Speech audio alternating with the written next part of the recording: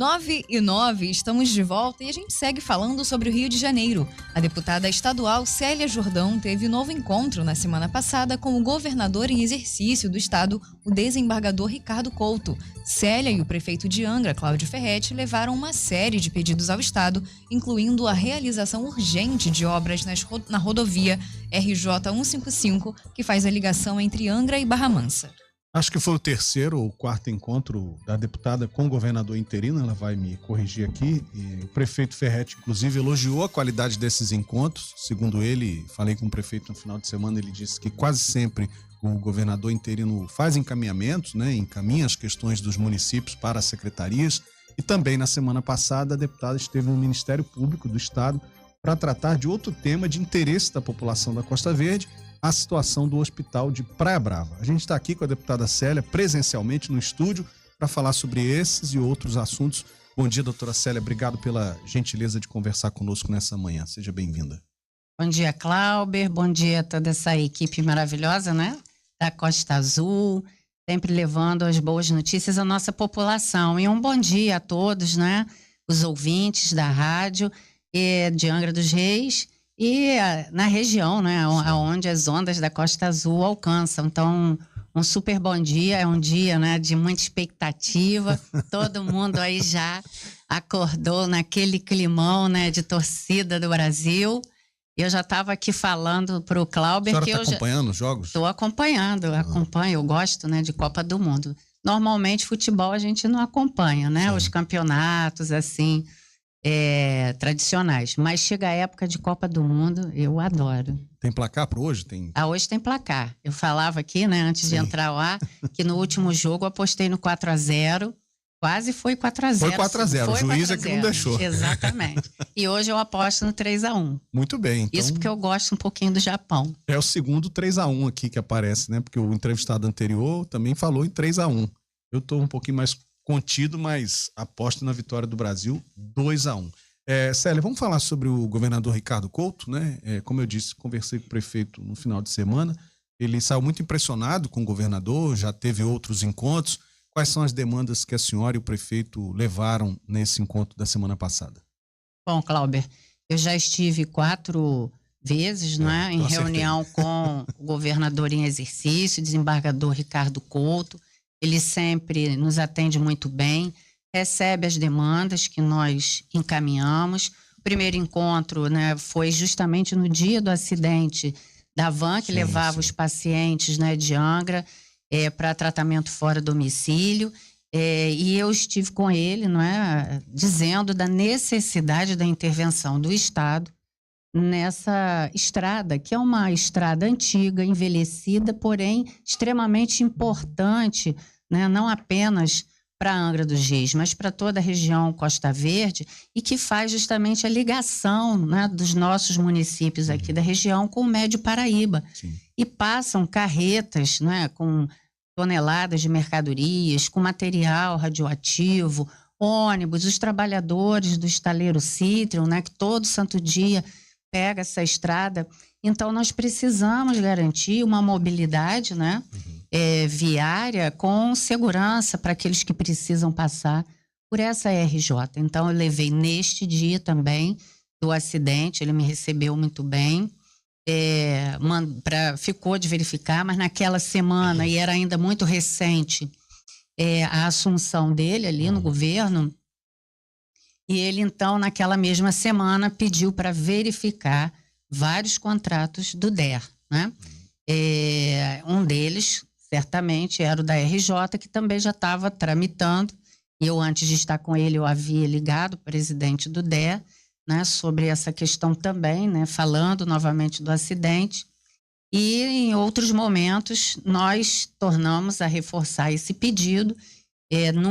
Numa dessas reuniões, inclusive, o prefeito Ferretti encaminhou, né, entregou em mãos estudos da nossa Defesa Civil com relação a essas necessidades, né, da estrada. E agora, nessa última reunião, além da RJ 155 novamente ser pauta, né, do encontro, outras questões relacionadas à saúde, né, levando novamente a questão da falta do repasse do Estado a saúde do município desde 2023, que havia sido pactuado. O ex-governador Cláudio Castro deixou uma conta a pagar ao município das parcerias que o Estado tem com o município, né, e que o município recebe um valor mensal. Desde 2023. Desde 2023, o governo do ex-governador Cláudio Castro não faz esses repasses. Então, o prefeito Ferretti está andando com essa conta debaixo do braço e deve ter levado novamente ao governador Ricardo Couto. Exatamente. E ele, numa decisão muito acertada, né, o governador pactuou com todos os municípios, né, uma redistribuição da verba da saúde de maneira mais adequada e igual, mas existe esse passivo, né, que ficou sem o devido repasse e que o prefeito Ferretti, né, então colocou o governador que estaria no montante, na importância de 150 milhões de reais, a falta desse repasse. E isso tudo, né, é importante estar falando, porque a prefeitura sozinha, ela vem arcando, né, com toda essa demanda da saúde, sem a participação do Estado, né, que tinha essa obrigação dos repasses. Então, isso é uma luta que a gente vem também travando e que agora, né, lógico, o governador em exercício, ele recebendo essa demanda, ele imediatamente passou também, né, para a sua equipe técnica e secretário de saúde analisar, né, obviamente, para poder fazer esses ajustes e de que forma eles, né, o Estado vai poder resolver, né, essa demanda. Hugo Oliveira. Bom dia, Célia. Aqui fora, né, as atitudes e ações do governador em exercício no Estado, elas têm reverberado muito bem, principalmente aquelas no sentido de colocar a casa em ordem. Essa visão também tem sido compartilhada pelos seus pares na Alerj. O Ricardo Couto está bem na fita? Olha, o ambiente da Alerj é o pior possível, né? Eu acho que todos estão acompanhando, os jornalistas estão acompanhando, né? Nós temos, assim, um ambiente muito ruim de trabalho. Certo. Hoje é a realidade que nós estamos vivendo. Eu, particularmente, que venho de uma gestão, né, que tem como prioridade sempre, né, entrega de uma política pública de qualidade para a população, de serviços, de obras, né, assim foi quando Fernando retornou, né, em 2017, também pegou uma casa muito desarrumada, né, uma dívida de 4 folhas de pagamento em atraso com os servidores, 500 milhões em dívida com fornecedores. Então, teve realmente a necessidade de se colocar a casa em ordem. E ele conseguiu. E assim está fazendo também o governador. Isso demonstra para a população que quando se tem seriedade, vontade de resolver e trabalho, você consegue alcançar, né, as metas e aquilo que a população espera de um bom gestor, que é, no mínimo, seriedade, né, no seu trabalho. Então, ele está fazendo todo esse levantamento de contratos, né, que estavam em andamento, processos que já estavam, inclusive, em execução, né, de contratos, e está botando ordem na casa.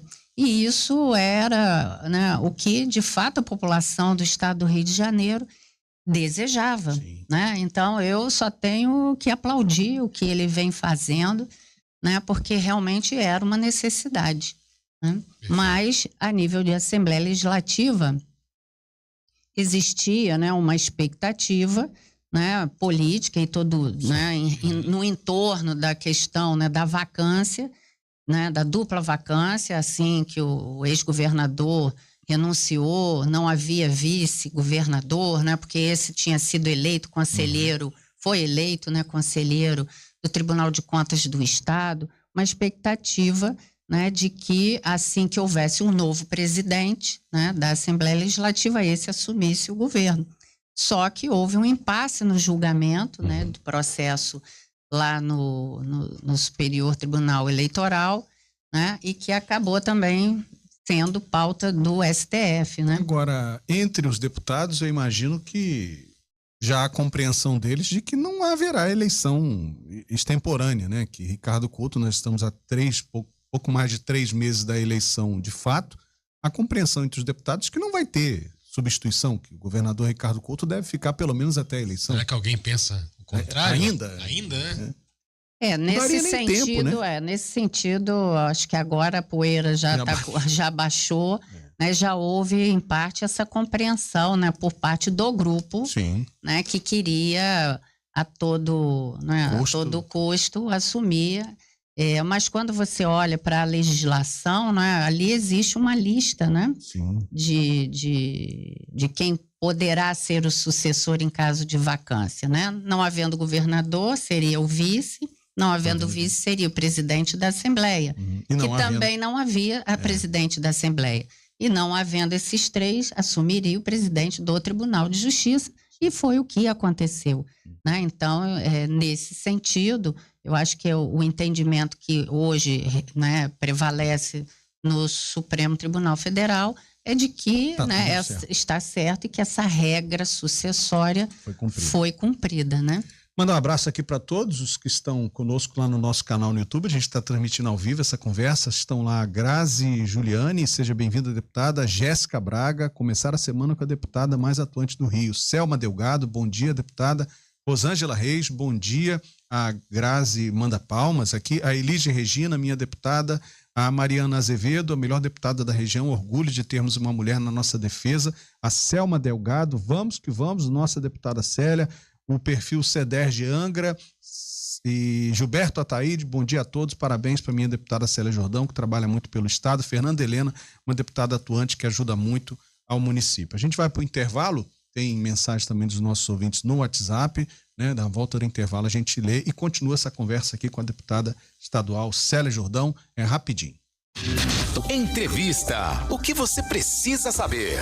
De volta com o Talk Show, conversando com a deputada estadual Célia Jordão. Vamos falar de Hospital de Praia Brava, doutora, porque a senhora esteve, né, na semana passada também com o Ministério Público e me permita dizer, a postura da Eletronuclear nesse episódio é completamente lamentável, né? A empresa quer fugir dessa responsabilidade como se não fosse com ela, como se os impactos da construção das usinas não fossem sentidos por quem mora no entorno das usinas, e a manutenção de um hospital não é nenhum favor que a empresa presta para a cidade. Qual foi a tônica, né, dessa reunião, a dinâmica dessa reunião com o Ministério Público? Bom, Cláudio, nós lá estivemos, né, com os representantes da FEAM. Não houve naquele momento representante da Eletronuclear. Isso ainda vai ser, né, uma nova rodada de reuniões, né, já com a convocação, né, da presença de representantes da Eletronuclear. Mas dizer que a tônica foi justamente, né, essa que você já pontuou, é dizer que quando as usinas aqui foram instaladas, nós não pedimos por elas, né? Sequer fomos consultados sobre a nossa vontade de nós termos aqui em Angra dos Reis usinas nucleares. Então, o impacto social, né, que a instalação da usina trouxe para o município foi muito grande, né, a nível de aumento de população, e com isso vem aumento da demanda da saúde, da educação, da habitação, né, de várias questões, né, que giram em torno mesmo da necessidade do cidadão. Então, né, ali foi colocado, eu coloquei que no entorno, né, da usina hoje já vivem 50 mil pessoas normalmente, né, fora na temporada, né, de férias, de verão. Então isso dobra, sem contar que o hospital também serve, né, ao atendimento do município de Paraty, né, além de Angra dos Reis. Então, essa questão da Eletronuclear, né, querer, né, se furtar ao repasse de parte desses valores, né, que são 12 milhões ao mês, e isso gera, né, com toda certeza, um encerramento da oferta de serviços em saúde para a população, assim como também demissão de profissionais, médicos, né, técnicos de enfermagem, enfermeiros. Isso vai trazer um impacto muito grave, né, para toda a região, né, para a nossa cidade e para os moradores ali do Parque Mambucaba. Então, nós levamos essa questão, eu pontuei sobre isso, né, inclusive o doutor Marinho, que é o promotor de justiça da tutela coletiva, que trata dessa questão das fundações, né, ele não tinha essa noção, sim, né, da quantidade de pessoas que vivem ali no entorno, né, da usina nuclear, né? Ele até ficou, nossa, isso tudo? Eu falei, isso tudo já. Então, a gente precisa, né, apertar a Eletronuclear para que eles mantenham, né, esses repasses, porque o que eles alegam é que eles são mantenedores, né? Então, como mantenedor, ele também não é obrigado, né? Então, mas só que a gente tem que chamar a responsabilidade social, né? Hoje, parte da Eletronuclear, ela foi privatizada, né? É do grupo JBS, mas para nós, aqui enquanto cidadãos, A né? vida continua. A vida continua, e aí a gente também tem que chamar para essa briga o governo federal, o Ministério de Minas e Energia, porque eles têm total responsabilidade sobre essa unidade e a gestão da saúde, né, que é cuidada lá no hospital de Praia Brava. Eles dizerem que o hospital atende ao servidor da usina, ao funcionário, isso já é, desde o princípio, uma obrigação legal da própria empresa. Mas eles não podem, né, se afastar dessa responsabilidade que eles têm com relação ao atendimento à saúde local. E isso a gente pontuou. Agora vamos aguardar, né, o próximo passo, né, para que a Eletronuclear ela seja, né, devidamente cobrada na sua responsabilidade. É isso mesmo, tem que ficar em cima, não pode deixar a Eletronuclear criar essa narrativa de que eles não são obrigados, enfim, são obrigados sim. Se não hoje é isso, amanhã é outra alegação, e com isso eles vão aos poucos se afastando totalmente, né, das suas obrigações. Muito bem, um abraço para o Rogério Ferreira, que também está lá no nosso canal no YouTube, entre outras mensagens aqui da Elige, da Mariana, da Rosângela. Enfim, deputado Gigi do Pescador, né? A senhora tem uma ação aí na área da economia do mar e os pescadores estão incluídos, né?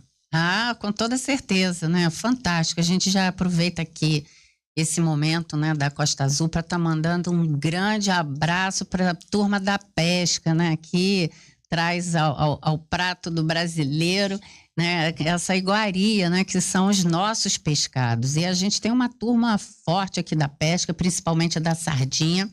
Dizer que a sardinha, né, com ômega 3 é melhor até do que qualquer outro peixe, né? Então a gente precisa consumir mais sardinha. Eu particularmente gosto muito, né? A gente faz muito assim na pressão, né? Faz na pressão, porque você come, né, de diversas maneiras.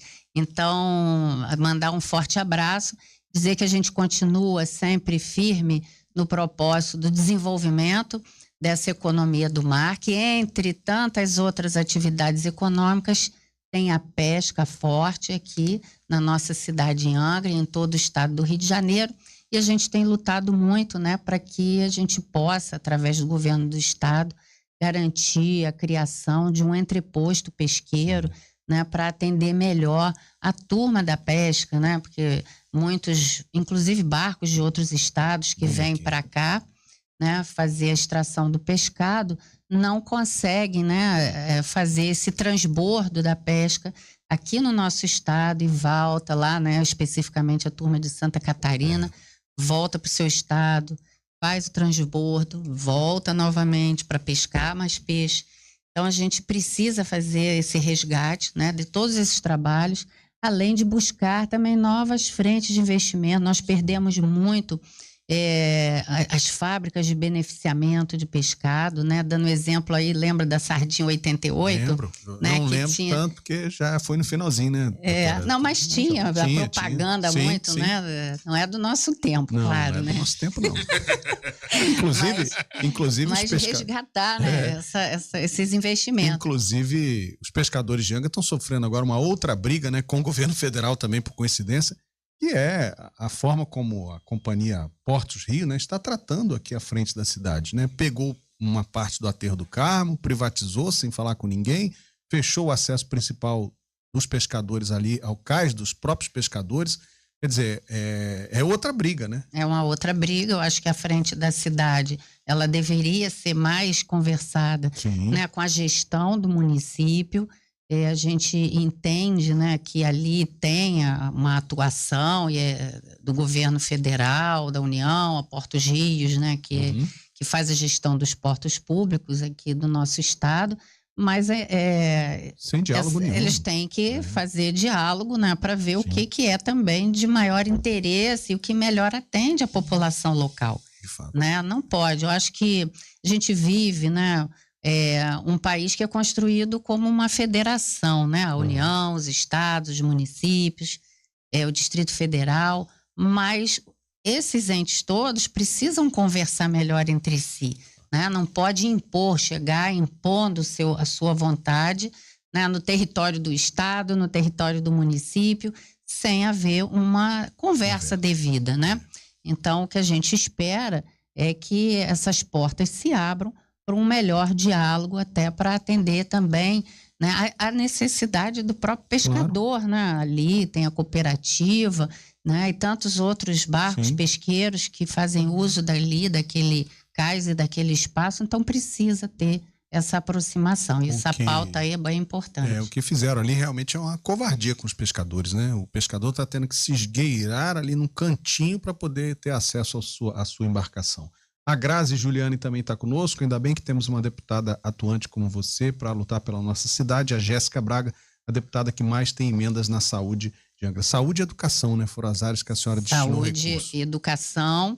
Também encaminhei um pedacinho, né, da emenda para a Secretaria de Desenvolvimento Econômico, justamente para fortalecer essa questão, né, da economia do mar. Aproveitar e mandar aqui um abraço, né, para o Wagner Junqueira e para o Elciomar Gomes, né, que tocam essas pastas aqui na cidade. E na educação, recentemente eu fui na Escola Tereza Pinheiro para fazer a entrega, né, da entrega simbólica, mas porque o valor a obra já havia sido iniciada, de uma quadra esportiva que vai ser muito bem utilizada ali pelos alunos, né? Era um desejo muito grande dos alunos da Tereza Pinheiro contar com esse equipamento esportivo, né? Então a gente que também gosta do esporte e vem da prática esportiva, a gente gosta de estar incentivando, né? Entendendo que é saúde para os nossos jovens, é um espaço de socialização, é uma extensão, inclusive, dos trabalhos que os professores e professoras podem fazer, né, para além da sala de aula, né, utilizando também esse equipamento, que é a quadra. Então, a gente fica muito feliz de poder colaborar, contribuir com a cidade. Vai acabar com a necessidade que os alunos têm hoje de sair do ambiente da escola para a atividade física, né? Porque tem uma quadra em frente, mas eles têm que sair do quadrado da escola. Então, essas atividades vão passar a ser dentro da própria escola, o que aumenta também a segurança, né? Exatamente. No caso dessa prática. Deputada, para a gente concluir aqui a nossa pauta, falar sobre a lei recente, sancionada já pelo governador interino, né, Ricardo Couto, a respeito da redução das desigualdades no mercado de trabalho entre homens e mulheres, né? Valorização da mulher, empoderamento feminino, cada vez mais acesso das mulheres ao mercado de trabalho. Por que que isso é importante? Como é que nasceu essa lei? Bom, essa lei, Cláudia, você sabe que eu fui secretária, né, de assistência social por 9 anos. Dentro das pautas trabalhadas, eu sempre gostei muito, né, do fortalecimento da autoestima dessa mulher, entendendo que ela precisava também gerar renda, somar renda junto com seu companheiro. A grande maioria é chefe de família. Então, a gente precisa, né, combater essas desigualdades, garantir o melhor acesso a essas mulheres na questão da qualificação da sua mão de obra, que também é uma grande necessidade, apesar, né, de nós hoje termos avançado, mas a gente ainda vê desigualdade no tratamento com relação ao valor salarial, né? Nós temos, assim, a nível de Brasil, uma mulher exercendo a mesma função que um homem, ela ainda é 20% a menor, recebe menos salário, né, do que o homem. Então, a gente precisa trabalhar políticas públicas, garantindo a elas acesso a estágio, e isso consta também nessa lei, principalmente nas áreas de ciência, inovação, tecnologia, matemática, né, pensando na redução justamente dessas desigualdades, porque normalmente as mulheres, elas enveredam muito pelo caminho, né, de profissões que dizem respeito ao cuidado humano, né? Então, é a área de saúde, é a área da educação, né? Então, a gente vê as mulheres muito engajadas nessas áreas mais relacionadas ao cuidado, né, de pessoas. E na lei, justamente, eu trago, né, essas questões do engajamento da mulher em áreas que já são mais relacionadas à tecnologia, inovação, que é o que o mundo avança muito nessa questão, né? Cada dia uma tecnologia nova, cada dia, né, é uma novidade, e a gente precisa garantir a essas meninas, a essas mulheres, né, melhores condições de oportunidade de estarem, né, competindo da mesma forma, com o mesmo conhecimento que os homens. Então, essa lei, ela trata muito disso, né? Trata também, né, novamente, da vedação de se remunerar de maneira desigual a mulher e o homem, né? Então, precisa tratar de maneira igual, trazendo, então, essa política pública para o cenário do nosso estado do Rio de Janeiro. Então, essa já foi sancionada, já virou lei, e agora, semana passada, também, né, aprovei um outro projeto que vai à sanção, que fala da classificação das atividades relacionadas à economia do mar, porque você precisa fazer justamente esse levantamento e o conhecimento de cada uma delas. Também fala da certificação de empresas que tenham práticas, né, sustentáveis, de desenvolvimento sustentável, relacionadas às atividades econômicas, né, da economia do mar. E aí a gente fala de várias delas, né, de pesca, turismo náutico, de maricultura, né, de algicultura. Tem muita coisa aí tem muita coisa, né? Então, a nossa indústria naval, marinas, portos. Exatamente, catalogar nessas atividades, porque elas estão em nichos diferentes, né? Por exemplo, quando você fala em setor naval, vai para a Secretaria de Desenvolvimento, mas tem relação com o mar. Você fala de pesca, vai para a Secretaria de Pesca, mas é pesca no mar, né? Então, faltava esse olhar voltado mesmo para a questão das políticas relacionadas ao mar, né? Porque elas estavam espalhadas em várias áreas. Mas a gente pensando, né? O que normalmente, historicamente, Petróleo, a gente escuta? O óleo e gás, que é a grande indústria, né? Offshore. Mas o que a gente sempre escuta? O estado do Rio de Janeiro, durante décadas, vem perdendo indústrias para o estado de São Paulo, para o estado de Goiás, para Minas Gerais, para o Espírito Santo. Então, o estado do Rio vinha se desindustrializando durante muitos anos, né? Mas o que nós temos aqui no estado do Rio que ninguém pode tirar de nós? Só nós temos, né? É esse litoral maravilhoso, né? Que são mais de 600 quilômetros, né, de litoral, e as suas atividades, né?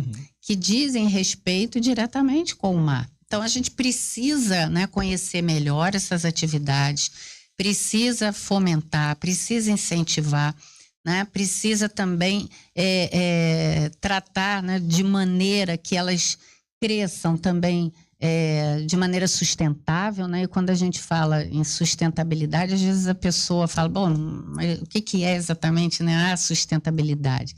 É aquilo que pode aí passar a durar muitos e muitos anos, né, sem trazer prejuízos, né? Prejuízos ao meio ambiente, trazer prejuízos à vida das pessoas, à qualidade de vida das pessoas. Para as próximas gerações também. Para as próximas gerações. Então, é isso que a gente tem, né, no horizonte, é continuar trabalhando, né, por essa política pública, que eu entendo que é uma grande vocação, né, do estado do Rio de Janeiro, a sua vocação marítima mesmo. Perfeito.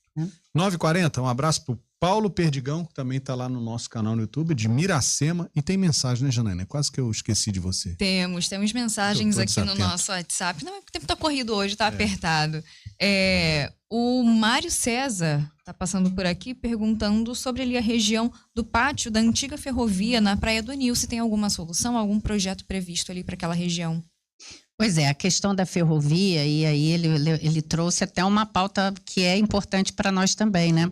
E a gente já vem conversando sobre isso, né, para que as cargas leves possam retornar também, fazendo essa ligação do trecho que precisa ser reformado, Mário, que é Barra Mansa, Angra dos Reis, né? Esse trecho, ele sofreu muito com as chuvas, não é um trecho fácil de ser reformado, porque inclusive é o trecho que parece que a reforma, né, dele é a mais cara, né? Mas a gente está trabalhando nisso, porque na verdade a concessionária das ferrovias, ela quer devolver, né, muitos trechos, né, dessa ferrovia, pagando uma multa. Então, a gente está trabalhando no sentido de que, ao invés, da concessionária pagar a multa devolvendo esse trecho da ferrovia, que ela faça um investimento, né, na reforma dos trechos que precisam, né, Varginha, Barra Mansa e Barra Mansa, Angra dos Reis, para a gente poder retomar, inclusive, novamente o movimento do porto, né, que fazia o uso desse trecho. Mas não é fácil justamente pela questão da bitola, né, que, Sim, né, trocar, hoje em dia é bitola larga e a nossa não é bitola larga. Eu acho que ali também não tem condição de colocar. Então a gente está em cima disso, né, trabalhando e tentando puxar aí o governo federal para também encampar essa ideia que é importante aqui para nossa região. Bom, 9h42, eu preciso terminar, doutora, mas antes eu queria fazer só a última pergunta, que é a seguinte: a senhora vai começar já, né, breve, período eleitoral, e é uma das poucas deputadas do interior. Aqui no Sul Fluminense é a única deputada, né, do interior do Rio de Janeiro. Eu queria que a senhora analisasse rapidamente assim, as dificuldades, né, de competir no estado do Rio de Janeiro, sendo que você tem os grandes colégios eleitorais da região metropolitana, Rio, Niterói, São Gonçalo, Baixada Fluminense, de onde sai a maioria dos deputados, né? É uma luta desigual, digamos assim, chamar a atenção para o interior? Sem sombra de dúvidas, é uma luta muito grande, mas o interior ele precisa ter, né, a sua representatividade, porque a população das cidades pequenas, elas se ressentem muito, né, da presença, né, do governo do estado. E é muito fundamental, né, que a gente esteja lá, né, lutando justamente para trazer os benefícios, mostrando a necessidade dos serviços do estado.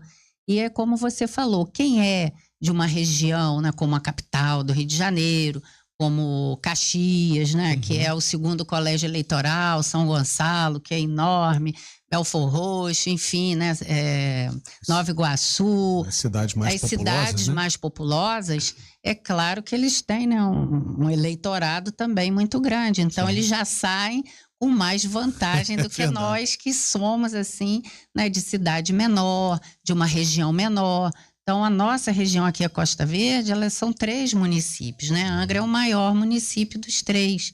Mas, ainda assim, né, nós somos uma região pequena, mas nem por isso, né, pouco importante. Nós somos até muito importantes no cenário do estado do Rio de Janeiro. E a gente precisa lutar, né, para que a gente esteja lá, né, continuando esse trabalho fundamental, né, trazendo sempre benefícios e trazendo recursos, mostrando as nossas necessidades, mostrando a nossa importância.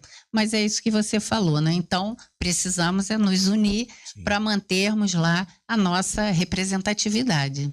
Muito bem, deputada, muito obrigado. Um excelente dia para a senhora. Vai assistir o jogo em Angra? Vou assistir o jogo em casa, ué. Muito bem, tá certo. Vou assistir o jogo em casa. E muita sorte para o Brasil, muita sorte para a senhora. 3-1, hein? 3-1. Obrigado, doutora. Obrigada a vocês, um grande abraço a todos os ouvintes. Muito bem. Você bem informado. Talk Show Costa Azul. A informação tem